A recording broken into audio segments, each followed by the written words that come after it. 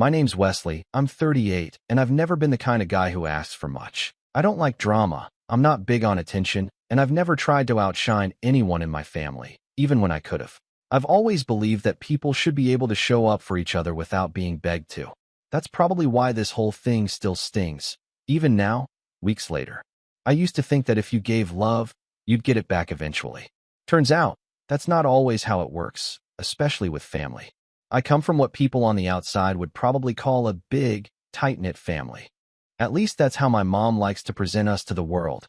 Holiday Facebook photos with matching outfits, choreographed birthday toasts, and those nauseating group texts with heart emojis that no one really reads.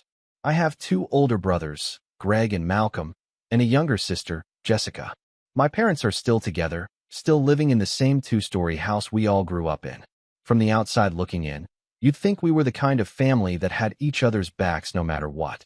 But I learned pretty early on that I was the spare wheel in the group. The quiet one. The different one.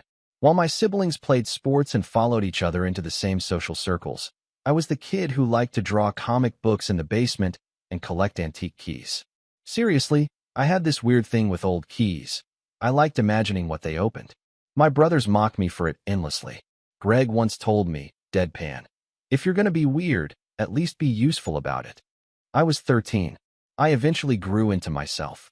Got a job in graphic design straight out of college, started freelancing, and later opened a small creative agency with a couple of friends. We did branding work, web design, product visuals, stuff people said wasn't real work at family dinners. I didn't mind. I had a good life, a decent apartment, and most importantly, my son. My son's name is Tyler. He's turning 9. Brightest kid I've ever met, and I don't just say that because I'm his dad. He's got this way of thinking, like he sees the world just a few steps ahead of everyone else. And he's funny, dry humor, weirdly observant, always catching things that fly over other kids' heads. He's my best friend, and I don't mean that in a cringy way. I mean that when I think about who I want to spend a Sunday afternoon with, playing old Super Nintendo games or walking through the park with hot chocolate, it's him. Always. Tyler's mom, Lena, and I split up about 5 years ago. It wasn't ugly, just two people growing in different directions. We've managed to stay civil, even friendly, for Tyler's sake. She's got her own life now, and we've both made it work with joint custody. I've always taken pride in making our time special. Every other weekend, I pick him up on Friday, and it's just us, building pillow forts, watching documentaries about space, trying new weird ice cream flavors. It's our thing. So when his birthday came around this year, I wanted to do something a little extra. Not extravagant, just thoughtful. I rented out this cozy little restaurant he loves, a family-owned Italian place with red checkered tablecloths and a jukebox in the corner. They do make your own pizza nights for kids, and the owner, Frankie, treats Tyler like he's royalty every time we come in. I reserved the whole place, paid in advance, even made custom menu cards with a drawing of Tyler as a superhero, Captain Extra Cheese. I printed them myself on glossy cardstock. Silly, maybe, but it meant something to me. I sent out invites to the whole family 2 weeks in advance. Texted, emailed, made a group chat. I even reminded everyone the day before. No one said they couldn't make it. Not a single one. Tyler and I showed up that Saturday in our matching navy shirts. He had a little bow tie he picked out himself. I had balloons in the car. The table was set for 16 people.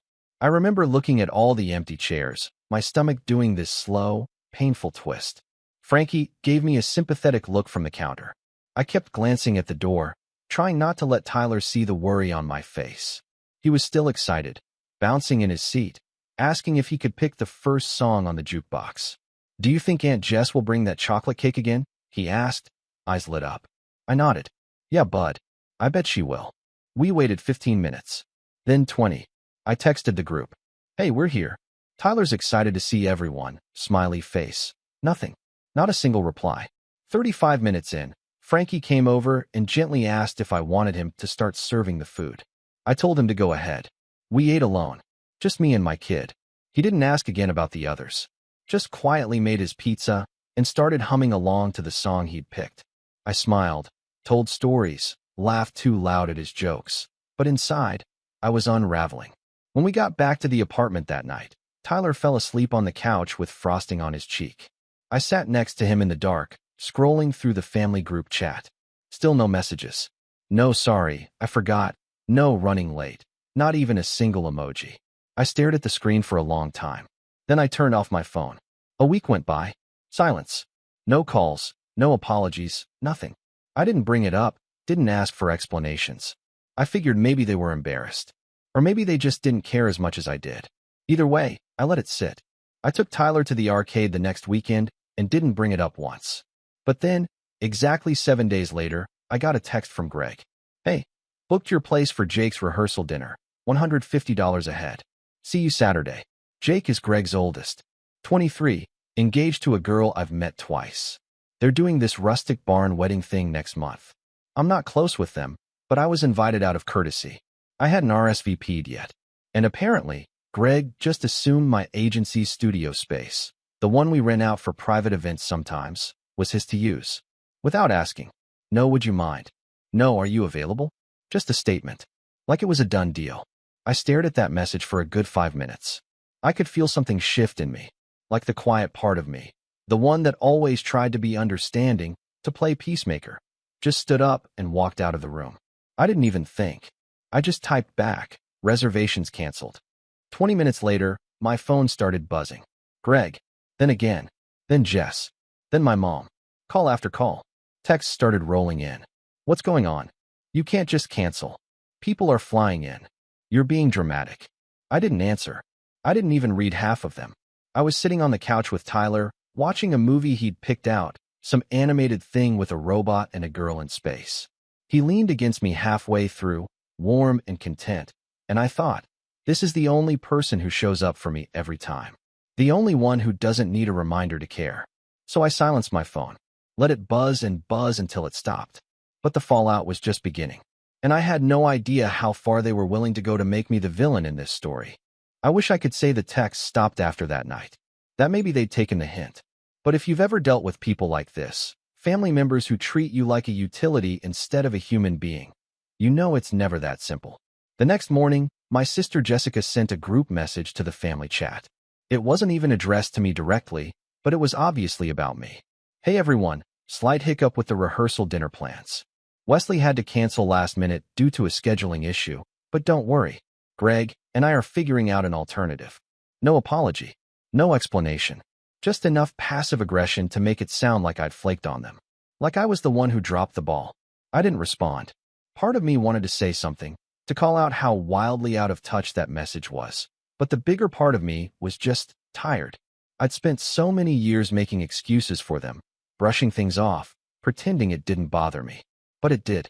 It really did. That night at the restaurant had been the final straw. I just didn't realize it yet. A few days passed. I tried to keep my head down and focus on work. Tyler was with Lena for the week, and I threw myself into a new client project, branding for a local bookstore opening downtown. It was nice, actually. Peaceful. But by Thursday, I noticed something strange. Our event booking calendar had an odd new entry.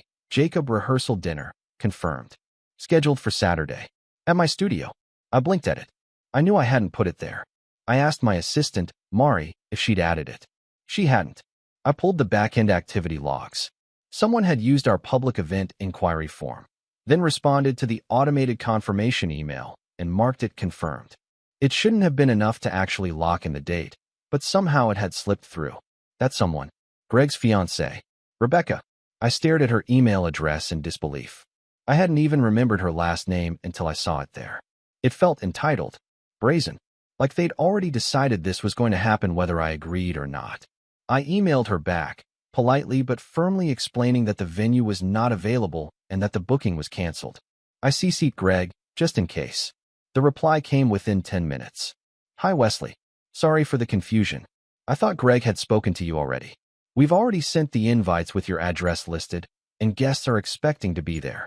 It would be incredibly difficult to change plans at this point. Hope you understand. The audacity. They hadn't spoken to me.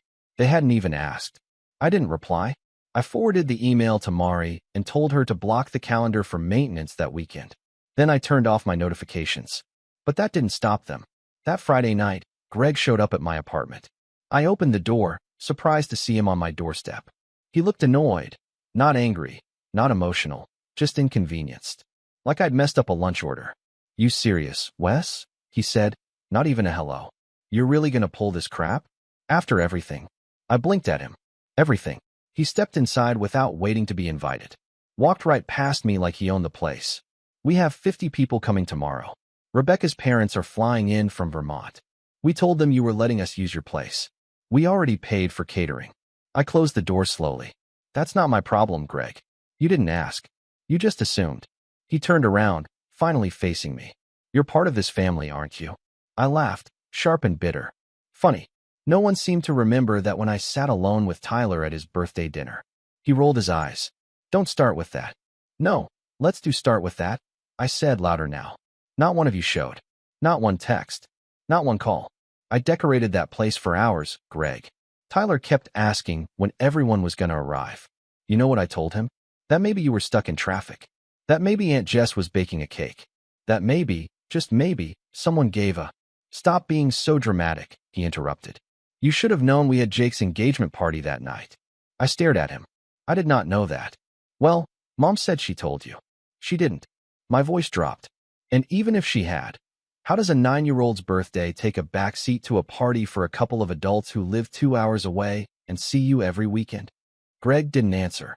He looked uncomfortable for the first time, shifting his weight, glancing toward the hallway. I kept going. You all ditched him, Greg. A little boy. Your nephew. And now, a week later, you're asking me to open up my business like nothing happened? He sighed. Look, I'm not here to fight. I'm just asking you to do the decent thing. Don't make this harder than it needs to be. No, I said, stepping closer. Doing the decent thing would have been showing up when it mattered. This is you trying to save face in front of Rebecca's parents. We stared at each other for a moment. Then he scoffed. You've always had this victim complex. That one landed harder than I expected. Victim complex. Like the years of being excluded were just in my head. Like sitting alone in hospital waiting rooms while everyone visited each other was just coincidence. Like I hadn't watched him hand off Christmas gifts to my son without even remembering what grade he was in. I think you should go, I said quietly. He didn't argue. Just walked past me again, opened the door, and muttered, Don't be surprised if this blows back on you. And just like that, he was gone. I didn't sleep that night. I sat on the couch, lights off, TV on mute, scrolling through old pictures of Tyler's birthday party from last year. The one where everyone had come. When my mom brought that lopsided carrot cake, and Greg gave Tyler a drone he later borrowed and never returned. I wondered what changed. Or maybe nothing had. Maybe I was just finally seeing it clearly. The next morning, I got an email from Rebecca. Hey Wesley, so sorry to hear you're still feeling upset. We've decided to go ahead with the dinner at your place since everything is already arranged and paid for. Hope you can make it. Attached was a flyer. An actual, designed flyer, with my business address on it. A cute little graphic of clinking champagne glasses. Join us for Jake and Rebecca's rehearsal dinner. Hosted at the W Studios Event Lounge. My logo was on it. That was it. That was the moment. I don't know how to describe what I felt. Not rage, exactly. Not sadness. It was like a cold clarity settled over everything. Like I'd been gaslit into believing I was part of a family that would never really see me unless I was useful. And the worst part? I'd let them. I picked up my phone and texted Jessica. Did you know they're using my studio tomorrow without permission? She read it. Didn't reply. Then I texted my mom. I hope you understand how painful it was when no one came for Tyler's birthday. No response. So I made a decision. I drove to the studio. It was quiet. Mari had already placed a closed for private maintenance sign on the door. I double-checked all the doors and windows. Then I unplugged the lights, locked the cabinets, and left the key with our building manager with strict instructions not to hand it out under any circumstances. Then I called Frankie, the owner of that little Italian restaurant. I asked him a favor. And that Saturday, while my phone blew up again, I took Tyler to the movies. We watched a double feature. Ate too much popcorn. Took silly selfies in the photo booth. When he asked about the noise on my phone, I just smiled and said, Some people don't like when you say no. He nodded solemnly, like he understood more than I gave him credit for. When we came home, there were 8 missed calls, a dozen texts, 1 voicemail from my mother, all of them variations of the same theme. Why are you doing this? You're being selfish. You're ruining Jake's big day. But I didn't feel selfish. For once, I felt like I was standing up. Not just for myself, but for Tyler. For every quiet moment I let slide. For every time they'd looked right through me. I thought maybe they'd back off after that. I was wrong. Because Monday morning, I walked into the studio to find something waiting for me that would change everything. A letter. Official. Typed. On Greg's company letterhead. It wasn't an apology. It was a bill. And not just a casual request either. A formal invoice claiming damages for last-minute cancellation, loss of deposit, and emotional distress. Total amount due, $3,600. And right there in the notes section, we expect family to honor commitments. I sat down, the paper trembling in my hands. That was the breaking point. Because now it wasn't just disrespect.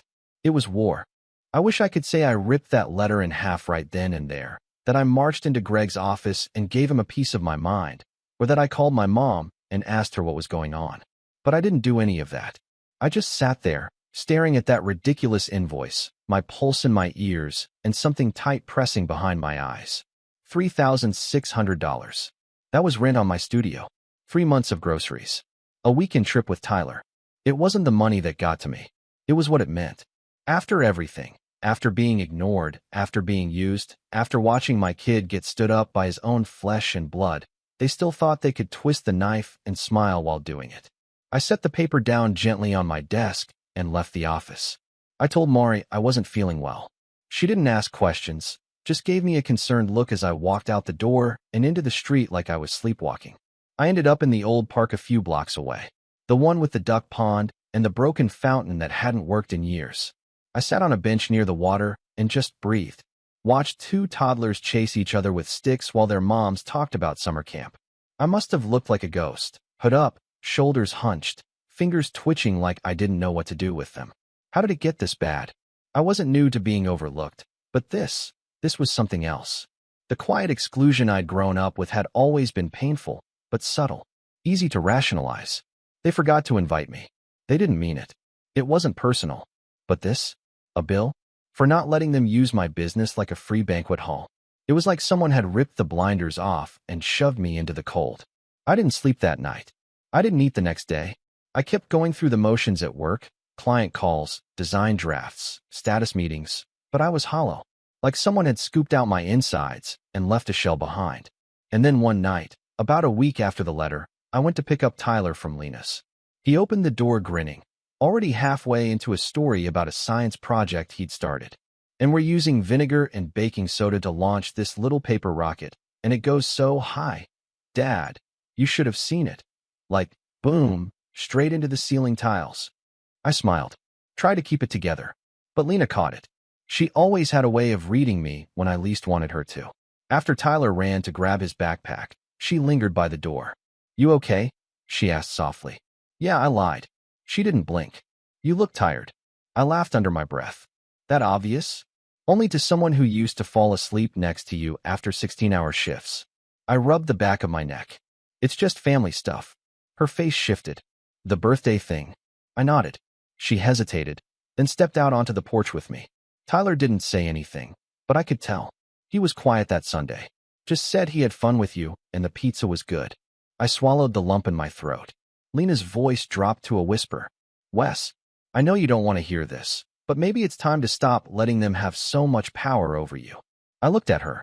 You've spent years trying to prove your worth to people who don't even bother to RSVP to your son's birthday, she said. You don't owe them anything, least of all your peace. I didn't say anything, just nodded, because if I opened my mouth, something in me might crack. But her words stayed with me that night, echoed louder than I wanted them to. You don't owe them anything. That's when things began to shift. Not all at once. There wasn't some dramatic movie montage of me rebuilding my life. But something inside me, quiet and steady, began to change. I stopped answering the group texts. I muted the thread completely. I told Mari to block any booking inquiries that came from family emails unless I explicitly approved them. I started setting firmer boundaries, little ones at first. Saying no when someone expected a favor. Declining invitations to family brunches, where I'd spend half the time explaining why I was still single and the other half listening to Greg talk about crypto. At first, it felt wrong, like I was doing something selfish. But then, slowly, it started to feel like something else. Liberating. Freeing. like I was peeling off a heavy coat I didn't know I'd been wearing for years. One night, after Tyler fell asleep on the couch next to me, I pulled out my old sketchbook, the one I hadn't touched since college.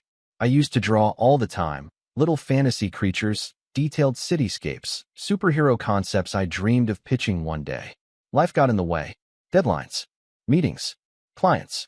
But that night, I sat at my desk, turned on the lamp, and let my pencil wander. Hours passed. The world disappeared. And when I looked up, it was nearly 2 a.m., and I'd filled 5 pages. I started drawing again every night after Tyler went to bed. Not for work. Not for anyone else. Just for me. And something strange started happening. I felt lighter. Sharper. Like some part of my brain had finally been unclogged. I'd wake up with ideas buzzing in my head. Mari noticed it too. "You're in a good mood this week," she said one morning. "You invent a new type of coffee or something?" I laughed. Something like that. Then, a month after the bill, something wild happened. I posted one of my superhero designs, just for fun, on an old Reddit account I hadn't used in years. A sketch of a character Tyler had come up with. Captain Marble, the kid with kinetic powers and a pet pigeon sidekick. I added a little caption. "My 9-year-old superhero idea." I had to draw it. Let me know what you think. I went to bed. Woke up the next morning to over 7,000 upvotes. Hundreds of comments. People asking for more. One guy asked if I had a Patreon. Another said he worked at a small indie publisher and wanted to talk about character development. I blinked at the screen, heart thudding. This wasn't a fluke. Over the next few weeks, I kept posting. One drawing turned into a mini-comic. I started sharing sketches on Instagram. Then someone tagged me in a story, said their son printed out my drawing and hung it in his room. That's when I realized I'd been starving for this. Not the likes, not the attention, but the connection. The feeling that something I made mattered to someone. Greg and the others still loomed in the background. Every once in a while, I'd get a text. A vague apology. A half-hearted attempt to grab coffee. I ignored most of them. And then one day, Tyler brought home a family tree assignment from school. We sat at the table, crayons scattered everywhere, drawing little portraits of everyone. "Should I put Uncle Greg?" he asked, coloring in his grandma. I paused, then said, "Only if you want to." He looked at the paper for a long moment. Then he smiled and started drawing our cat in that spot instead. "Captain Marble needs a feline sidekick," he said. And I knew I was doing something right.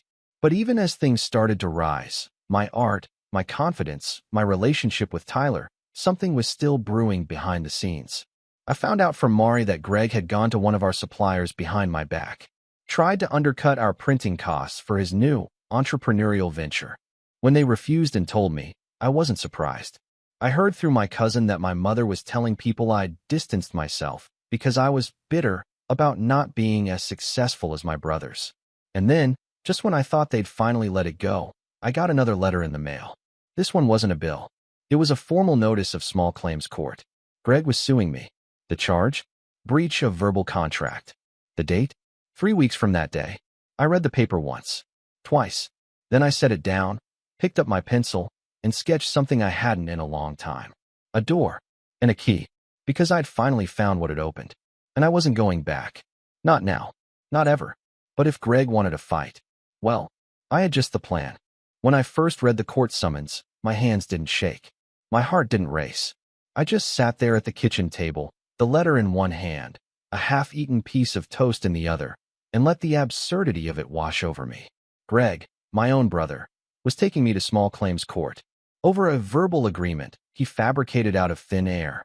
Over a rehearsal dinner that never should have been my responsibility in the first place. Over me, finally saying no. At first, I thought maybe it was some kind of scare tactic. A petty play to humiliate me. But then I read the details. He'd attached receipts from the caterer, florists, even a refund slip from some custom napkins printed with Jake and Rebecca. Love and Bloom. Yes, really. His filing claimed I'd guaranteed usage of the venue verbally, with witnesses present, and that my negligence had caused emotional distress and significant financial loss. And the witnesses? My mother and Jessica. It hit me like a sucker punch. That they were willing to go that far. Not just enabling him. Not just ignoring what he did to Tyler and me, but actively backing him. I sat at the table for over an hour, flipping that letter over in my hands, trying to understand how the people who were supposed to protect me had turned into people I needed protection from. But then, something clicked. Not rage. Not grief. Precision. I could feel a plan beginning to form. Not fully realized. Not even fleshed out. But the spark was there. For the first time in years, I didn't feel like the family punching bag. I felt like a chess player with pieces finally in motion. And I wasn't going to let them make me the villain in my own story. First things first, I got a lawyer. Her name was Melina Ortiz, and she looked like the kind of person who'd survived 6 lifetimes in one. Sharp, unflinching, mid-50s with streaks of silver hair pulled into a clean bun. She'd worked on everything from corporate litigation to nasty family estate disputes, and she didn't blink once while reading Greg's complaint. "This isn't a case," she said, flipping to the second page. "It's a tantrum." I liked her immediately. Melina walked me through the basics. He's suing for under $10,000, so it falls under small claims. No jury. No formal discovery. But that doesn't mean you can't crush him. "Good," I said. "Because I don't want to just win. I want to end this." Her eyes twinkled.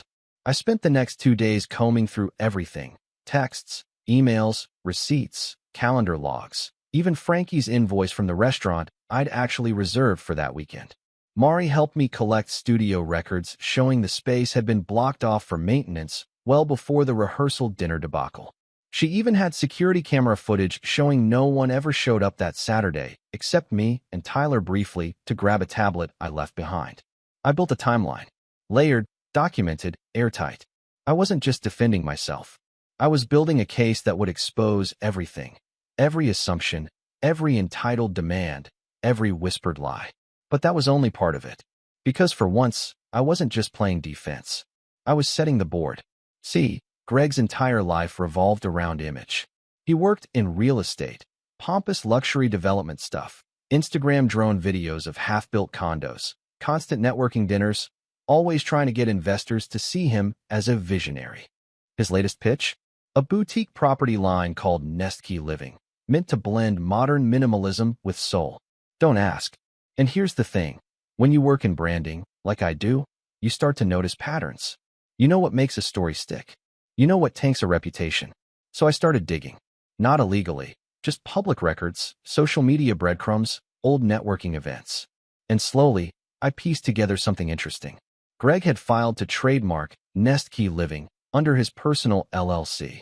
But the domain was registered by his business partner, a guy named Shane.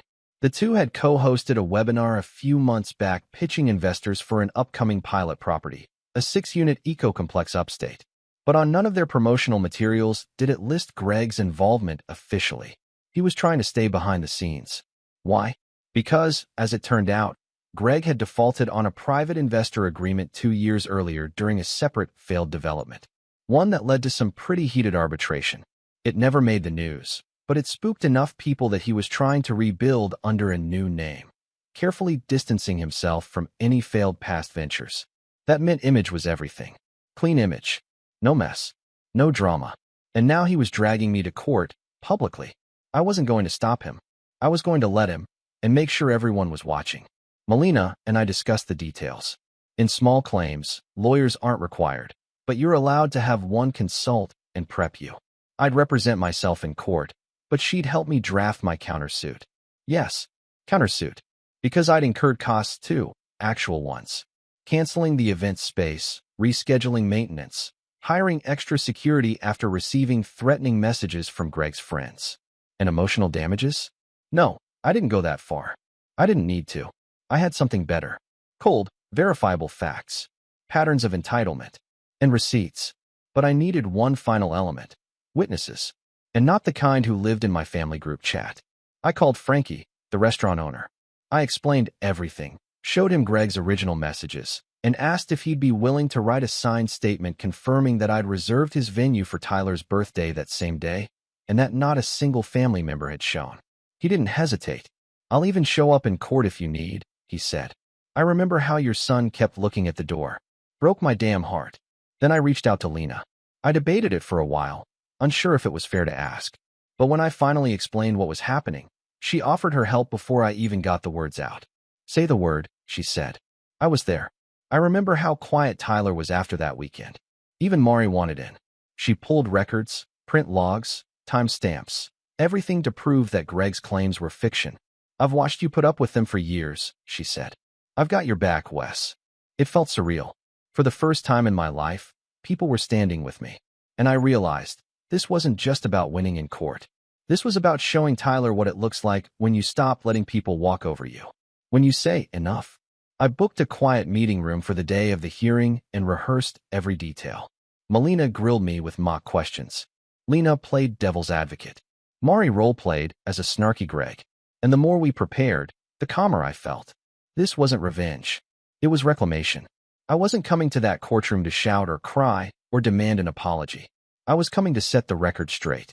To stand in the middle of the mess Greg made and say, no more. The hearing date crept closer. I didn't tell my mom. I didn't text Jessica. I didn't reach out to Greg. I didn't need to. Let them show up thinking I'd crumble under the pressure. Let them think I was the same pushover who used to sit quietly at Christmas while they laughed at my hobbies and handed my kid last-minute gift cards. I wasn't him anymore. I was the man who built something on his own, who raised a son who understood loyalty and kindness better than grown adults, who took rejection and turned it into something beautiful. I was ready. The day before the hearing, I walked into my studio and sat at the desk where I'd first read Greg's letter. And I pulled out my sketchbook. I flipped past pages of superheroes and pigeons, past doorways and keyholes, past fragments of a life I was finally reclaiming. And on a fresh page, I drew a courtroom. One chair was empty. The other? Occupied by someone holding a piece of paper. Not angry. Not afraid. Just prepared. Because tomorrow, Greg would walk into that courthouse expecting a fight. But he wouldn't realize. I'd already won. Courtrooms are never as dramatic in real life as they are in movies. No slamming gavels or shocked gasps from the gallery. Just a small, beige room with mismatched chairs, a clock that ticks too loudly, and a judge who looks like he's counting the minutes to lunch. But to me, it felt like the stage for the final act. The culmination of years of being overlooked, underestimated, used, all wrapped into this neat little room with flickering fluorescent lights and cheap carpeting. I arrived 15 minutes early, dressed in a tailored navy jacket and gray slacks. Not to impress, but to look composed. Clean. Collected. I brought a single leather folder, no dramatics. Just facts. Mari walked me in, gave my shoulder a quick squeeze, and took a seat in the back. Lena was already there too, sitting with her arms crossed, and a look on her face that said she dared someone to test her patience. Then Greg walked in, flanked by my mother and Jessica. He wore his smugness like a tailored suit, all swagger and confidence. He shot me a glance like we were rivals in some business deal, not brothers. My mother avoided my eyes. Jessica gave me a tight, unreadable smile. We were called forward. I stated my name.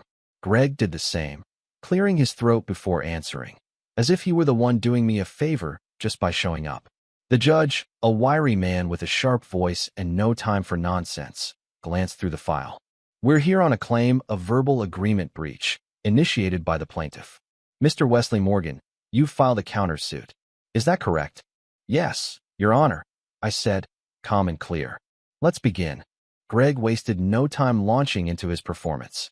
He described the deal we'd supposedly made, that I'd offered my venue freely, that I'd confirmed it multiple times verbally, that I'd pulled the rug out the day before the event and caused irreparable harm to his and Rebecca's wedding process. I had guests flying in from out of state, Your Honor, he said, using that fake corporate tone he'd mastered. I lost money. My reputation as a professional was damaged, and I have witnesses who can confirm the agreement was in place. He gestured toward my mom and Jessica, who nodded solemnly, like this was some funeral for truth itself. Then it was my turn. I took my time, opened my folder, flipped to the first exhibit, an email printout. Your Honor, this is the only written communication referencing the use of my venue. It came from Rebecca, Greg's fiancée, after invitations had already been sent, assuming access to a space she had not secured. I never agreed to it. There is no signed contract, no message of consent, and no payment. I handed it to the clerk. Then came the reservation logs from my event calendar, showing that I had booked my studio for maintenance a full week before the rehearsal dinner was announced. Then Frankie's signed statement, confirming that I had, in fact, rented his restaurant for my son's birthday that same day. with no-shows from every invited family member. Then security footage, time-stamped video of me and Tyler walking in and out of the studio that day, with no guests ever arriving for a dinner that never happened. The judge raised an eyebrow. Greg shifted in his seat. I have additional witnesses, if the court is willing, I said. Proceed, the judge said, gesturing. I turned to the back of the room. Mari walked up first. Clean, confident, professional. She described the studio's booking system, the calendar entries, the public-facing form, and how Greg had never gone through the proper process, just assumed ownership over the space. She even mentioned the messages we'd received from his friends, demanding we fix the cancellation or else, which had prompted us to hire security. Then Lena took the stand. She didn't yell. She didn't cry. She just calmly described how Tyler had waited for hours at his own birthday dinner, asking where everyone was. How he'd never received a phone call. How he'd gone to bed thinking he'd done something wrong. By the time she was done, I saw something crack in the judge's expression. I gave the final piece of evidence myself. My countersuit includes damages for misrepresentation, threats to my business reputation, and costs incurred from defending against a fabricated claim. My son's emotional pain is not something I can assign a dollar value to, Your Honor, but I'll settle for accountability. Silence. Greg looked pale. Jessica was staring down at her shoes. My mother's mouth was set in a tight line, as if she'd just realized this wasn't going the way they planned. The judge leaned back and spoke slowly. Based on the evidence provided, I find the plaintiff's claim to be without merit. There is no indication that a formal or even informal agreement was established. Mr. Morgan acted within his rights in denying access to his business. The plaintiff's assumption does not constitute a contract. Greg blinked. I also find sufficient basis for the defendant's countersuit. The behavior demonstrated by the plaintiff, including coercion, misrepresentation, and misuse of family influence to manipulate business property, has caused material and reputational harm. I award the defendant damages in the amount of $4,800. Greg's jaw dropped. My mother turned to him, whispering something frantic. Jessica just sat frozen. And, the judge added, I strongly advise the plaintiff to reconsider the use of personal vendettas as grounds for legal action. Court is adjourned. He banged the gavel once. Quick. Final. It was done. I stood up slowly, gathered my folder, nodded politely at the judge, then turned and walked out without looking at my brother. Outside, the sun was shining like it hadn't in weeks. Mari clapped me on the back. Lena hugged me. Tyler, who'd stayed home with one of Lena's friends, sent me a selfie holding a drawing he'd made of me in a cape with the caption, My dad beat the bad guys. Greg never apologized, but the fallout was fast. Word of the lawsuit spread. He'd told people in his network that he'd won before the hearing. So when news broke that he'd lost and had to pay damages, people started asking questions. One investor pulled out of Nest Key. Then another. Shane, his business partner, emailed me directly 2 weeks later. Short and blunt. Didn't know he tried to mess over his own brother. I'm out. The trademark? Greg lost the renewal window. I bought it for $8. My mother stopped calling. So did Jessica. I didn't chase them. I didn't block them either. I just let the silence do what it does best. But the best part? Tyler's next birthday. Same restaurant. Same pizza night. Except this time, I only invited people who'd earned it. Frankie brought out a cake shaped like a superhero mask. Mari showed up with a framed comic page I'd drawn of Captain Marvel saving the day. Lena brought matching capes for her and Tyler. Even Shane, the ex-business partner, stopped by and gave Tyler a remote control drone. We filled the room with laughter. Every seat was taken. Every smile was real. Tyler leaned into me at the end of the night and said, This was the best one yet. And I just smiled, because I knew the people who matter will always show up, and the ones who don't, they're not worth saving a seat for.